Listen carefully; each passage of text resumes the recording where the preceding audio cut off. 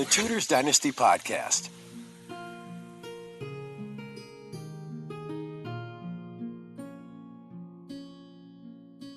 So welcome to this very first episode of Tudors Dynasty series on Mary I, England's first crowned Queen Regnant, hosted by me, Johanna Strong.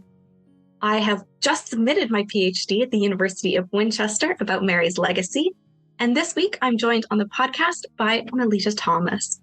Melita is the co-founder and editor of Tudor Times, an online repository for all things Tudor and Stuart, and author of a number of books and diaries, including The King's Pearl, Henry VIII and His Daughter Mary.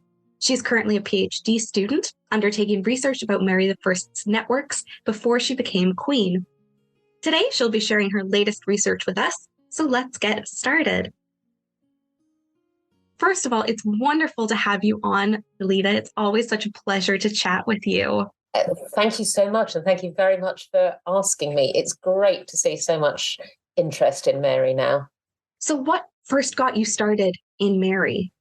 I think probably like lots of people, it was where my first interest in Tudor history generally started was, I don't know if you remember back to, you probably won't, you're too young, the 1970s, The Six Wives of Henry VIII with Keith Michelle and Glenda Jackson as Elizabeth R. And that encouraged so many people to be interested. So like lots of people, I became interested in Elizabeth first. But then I sort of branched out and I read the wonderful trilogy by Hilda Lewis about Mary, novels, but I think they're out of print now. And I just became more interested in Mary. I felt she was there was so much more to her than when she was portrayed. And then I also, there was the whole sort of Bloody Mary thing. But then the more I read, the more I realised that wasn't a reasonable assessment. But I did become very much party to the kind of tragic Mary narrative as well, thinking that if she wasn't bloody, that she had such a terrible life with her father and that everybody was horrible to her and that she was, rusticated in the country and kept away from any kind of politics. And I sort of subscribed to that. And then I came across another novel. I don't know if you've read C.J. Sansom's books, Shard Lake. And in one of them, he referred to Mary as being the recipient of some new apartments from Henry VIII, a development of a suite of apartments just for the princess at Whitehall in 1543. And I thought, well, that's very interesting because I didn't know about that before. If Henry's buying, building apartments for the princess in Whitehall in 1543, long before he's married Catherine Parr, then that idea that Henry and Mary had a bad relationship, well, it can't be true, can it? And so I looked it up, and indeed, Sansom hadn't made it up. Simon Thurley's got information about it and so forth. So I then thought, well, actually, let's put aside all of this idea about what Henry and Mary's relationship was like and go back to the sources and try to reread it, not looking backwards but actually see what information is really there. And that was the genesis of The King's Pearl, to actually look at that relationship and find it was so much more nuanced than it had previously been portrayed, and that Mary herself was very much more politically involved in her youth than any biographer had really identified. So can you tell us about your previous work on Mary? We have The King's Pearl. How does that fit into kind of your wider work on Mary? Well, that was the King's Pearl was the starting point then, and so it only goes up to 1547. But then that also, what became very, very clear in reading that is how Henry thought about Mary and her political skill. And another big area I think that is perhaps not fully talked about, and I haven't yet got to it in detail in my research, is after Henry's death, all the books will tell you that Henry left Mary and Elizabeth lands. Henry didn't leave them land. He deliberately did not leave them land. He left them cash. And the reason he didn't leave them land is because he didn't want to create an overmighty subject who could challenge his son. The idea was that the council would pay Mary an allowance of £3,000 a year, so she'd have cash, but she wouldn't have land. And land is where power was in Tudor England. And the council, clearly not appreciating Mary's political mind the way her father did, and possibly because they didn't have the cash to pay it out, possibly to sweeten Mary over the changes in Henry's will. They gave her, instead of £3,000 worth of cash a year, they gave her £3,000 worth of land in East Anglia, out of the Howard estate, and they basically created the conditions that Henry had striven so hard not to create, which was to give Mary her own power base. And she used that very, very effectively in 1553. Had she only had cash, she wouldn't have had the ability to do what she did. Again, it's quite subtle. People say, well, he left her money, but actually, when you really look at it, that's not what happened. And Mary took advantage of that. So that was sort of another really interesting area that needs more work. Jerry McIntosh has talked about it quite extensively in her thesis about the pre-accession households of Mary and Elizabeth. But it is that nucleus of her household that were very, very supportive in 1553, which Anna Whitelock looked at, Rochester and Englefield and the rest of the men who surrounded Mary in East Anglia. They were her affinity in exactly the same way as, 50 or 60 years before, the affinities that surrounded the Yorkists and the Lancastrians had, created war and tension. So that's sort of an interesting area. And then sort of parking Mary, I did a master's in historical research at the Institute of Historical Research. And one of the areas that really interested me was digital history, partly because in my other life, I come back to history later in life, having missed it first time round, although I wanted to do it. It didn't pay terribly well, so I went into real estate. And I do a lot of IT. So I was very interested in digital methods for analysing history in new and different ways. And I was fascinated by network theory. Now, anybody who's ever been on LinkedIn will know that the principle of network theory is in one line, but as far as it relates to sociology and people, is, as we have always known, and as the Tudors certainly knew, it isn't what you know, it's who you know. And network, if you go on LinkedIn, it's not about asking your friend for a job, it's asking your friend's friend's friend for a job, because they know about jobs that you don't know about and your friend doesn't know about.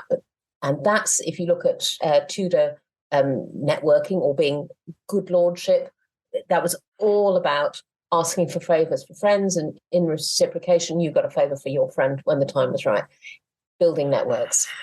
So what I wanted to do, and what I'm doing for my PhD, is seeing how we can look at digital methods of tracing networks to see how Mary built a network and how she used it.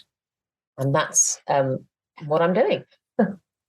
Yes. Which is, I think, the big things out of that. If only the Dudley family had known in 1547 that what they were doing was going to come back and bite them in 1553, I think they would have done it very differently. And I think what's so fascinating about your research is that you are using these digital techniques that I think I am not very good at the digital side. And it just astounds me when you have these graphics of all of the networks. I just think this is so cool. Like it's so fascinating to be able to see, as opposed to just imagine, these lines of affinity. And so obviously we have these political ties and we have these personal ties. How does Mary keep that network together? I guess, what sort of networks are you looking at in terms of, obviously she got letters, she got gifts. What all is in this? That's the interesting thing about networks, and this is where network theory, you have to be very careful to understand what you're looking at, because network theory in history, it's nearly always done using letters, and Annett have done a load of stuff about from the state papers. But of course, you're then privileging a relationship where you can see a letter, because that creates it doesn't tell you about relationships where they live next door to each other, but there's no evidence. So you always have to be careful about that. So letters are a key thing, and that's what most early modern letters, networks and things focus on. There's quite a bit being done in this space. But to get away from that single thing, I'm looking at gifts. I'm also looking at offices. So how did Mary reward her followers after she became queen? Who got what offices? How can I see, are they people who were already in the network or are they new people? But one of the surprising things, or one of the interesting things, because of course, with most research, you're not really necessarily discovering lots of new things, but you're seeing a different perspective on information. So we know, of course, that many of Mary's councillors and officers had previously worked in Edward's regime, in Henry VIII's. But actually, when you look at people like Bonner and Gardiner, they started with Wolsey. So you can trace this, and you can almost see that, there is clearly a career civil service here, quite apart from, who the monarch is, as these more talented men move from master to master. So Cromwell goes from Wolsey to Henry. Risley goes from Cromwell to Henry, and then dumps Cromwell. So you can see these people moving about. So how did Mary keep it together? By reward, basically, because that's where power is in then, and that's where it is now. It's who can you give a job to? You've only got to look at one. The modern cabinet. Who's going to be in? Who's not going to be in? It's all very. It's all very similar. We don't cut their heads off anymore, but the principles are very similar. So, but another really interesting, and I think you might want Valerie Shooter will tell you perhaps more about this, is also looking at book dedications. That's another form of linkage, not necessarily in the sense that it's person to person, because you can't always assume that just because somebody dedicated a book to Mary that she knew them or cared about them or had any interest in the book. But what you can look at is subgroups. So, for example, this is a new piece of information to me recently.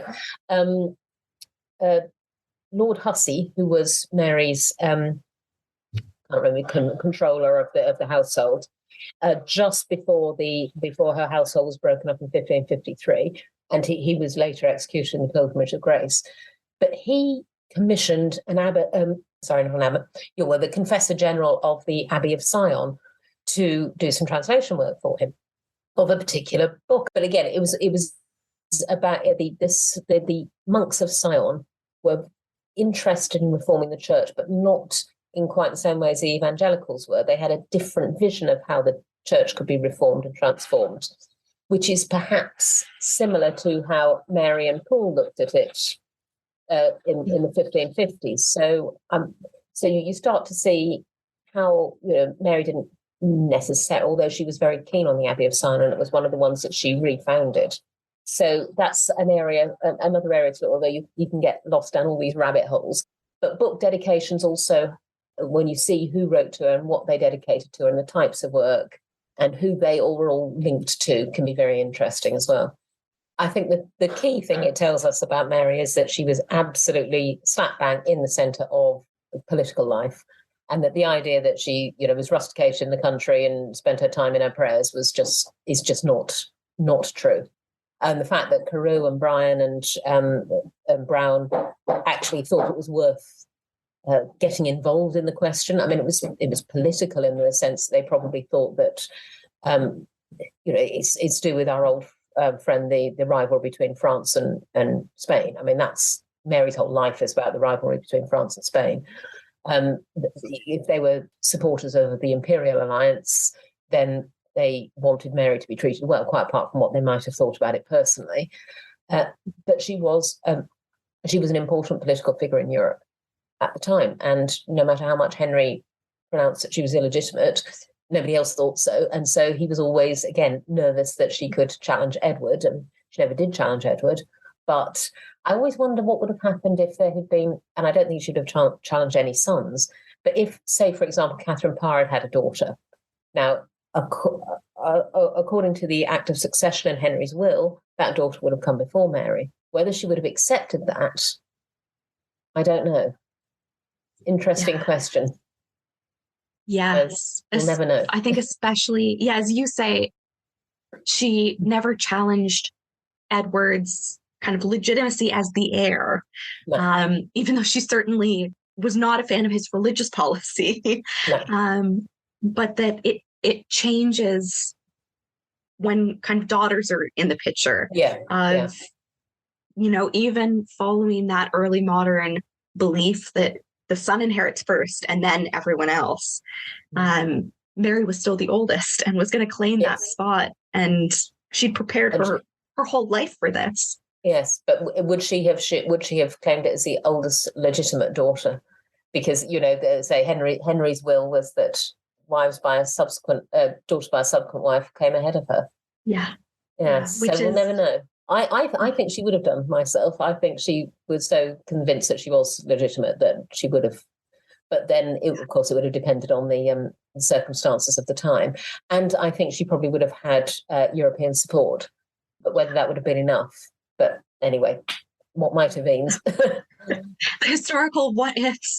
Yes. And so we've seen kind of how the people around Mary are using this network, and how kind of Mary is using her networks of letters and gifts. Or I guess we see those networks developing.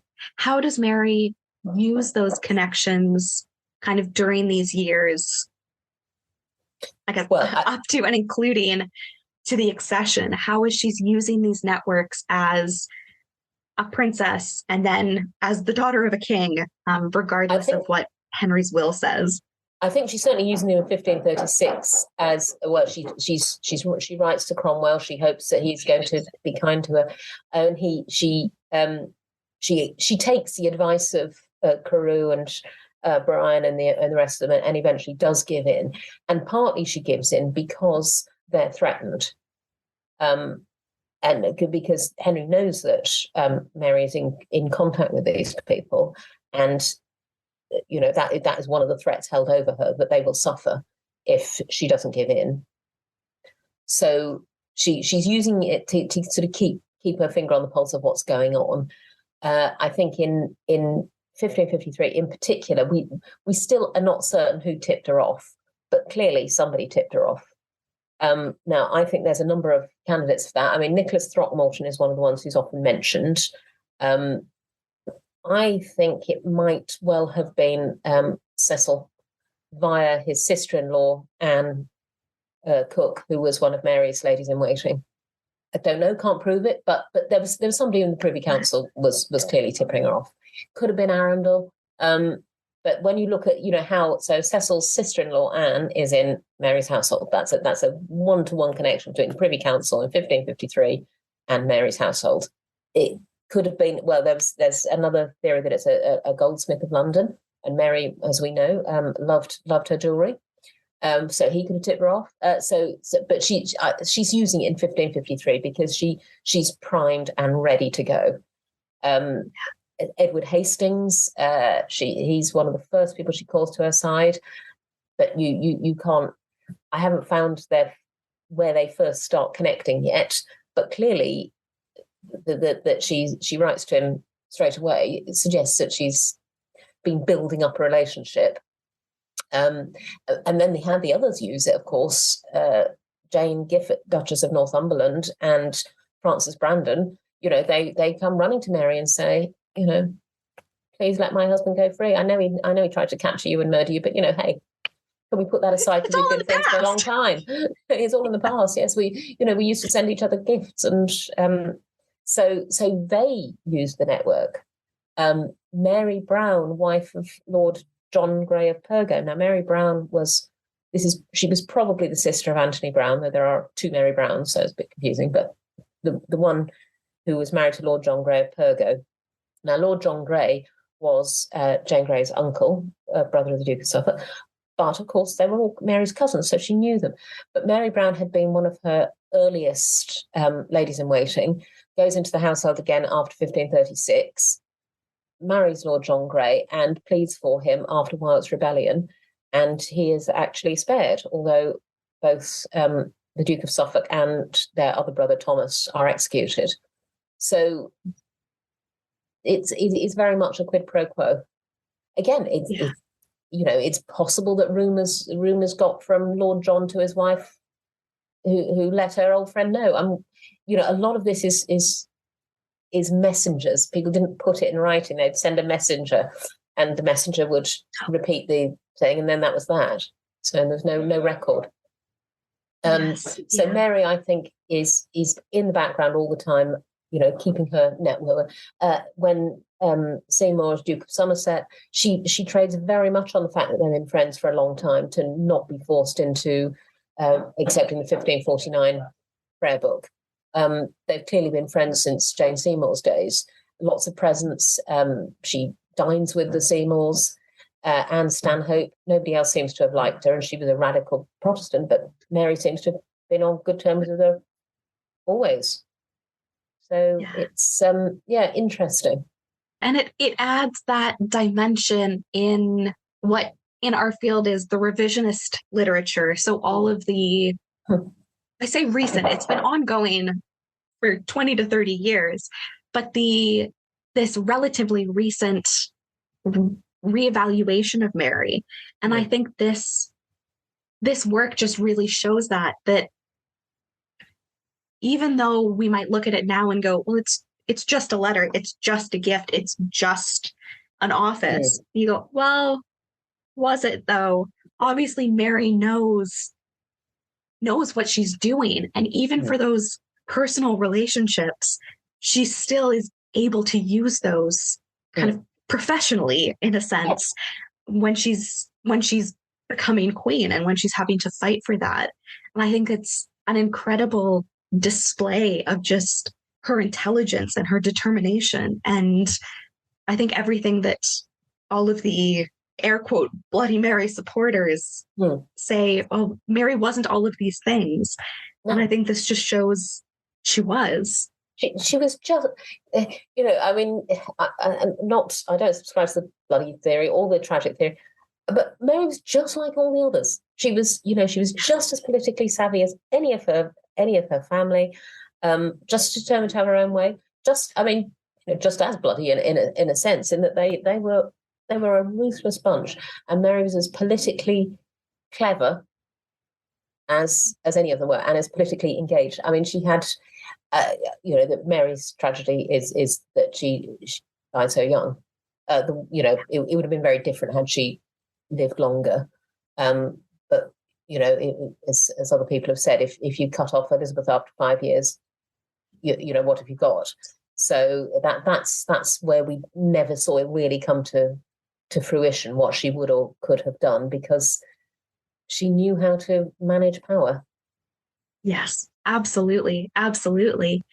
And I guess in looking at all of this, what is the most interesting piece you've found so far in your research? I think one interesting area is, I think, the surprisingly warm relationship between Mary and Cromwell.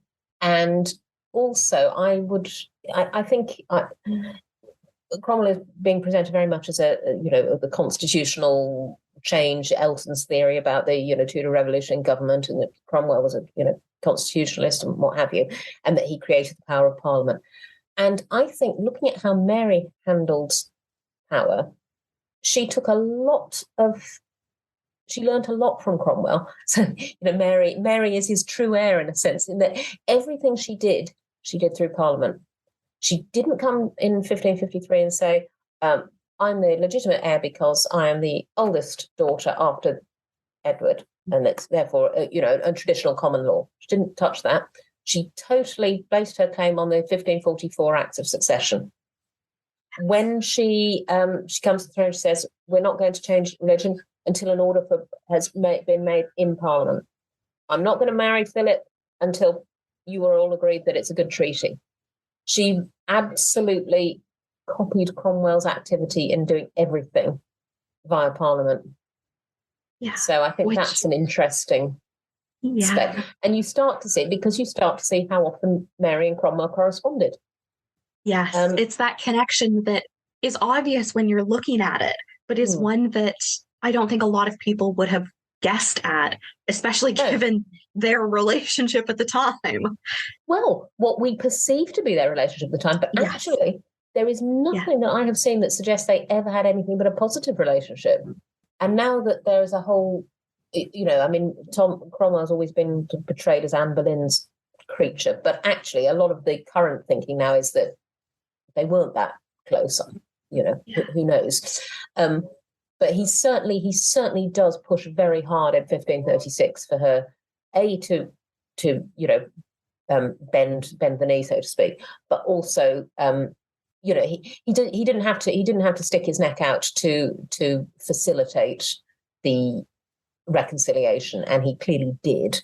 And throughout the rest of his life, Mary writes him quite frequently. He writes to her, he gives her gifts, he sends her horses.